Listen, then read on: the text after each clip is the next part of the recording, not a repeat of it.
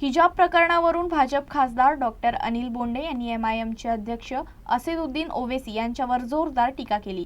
इराणसारख्या देशात मुस्लिम महिलाच एकत्र येऊन हिजाब विरोधात आवाज उठवत आहेत, मात्र ओवैसी भारतातील परिस्थितीबाबत अर्धसत्य मांडत असल्याचा आरोप त्यांनी केला।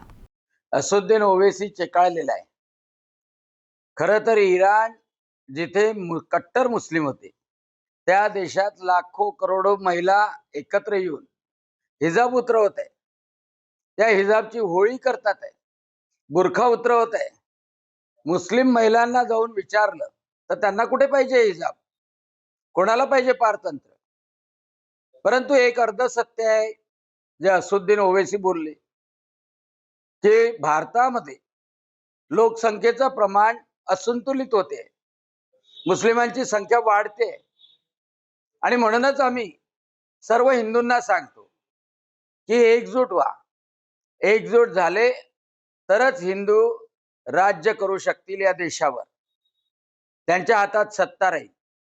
अमरावतीमध्ये असदुद्दीन ओवैसी आले तर त्यांनी सांगितलं की यावेळेला सर्व पक्षांची मजबुरी राहील, एमआयएम सुद्धा त्यामध्ये राहील आणि अमरावतीचा महापौर मुस्लिम होईल।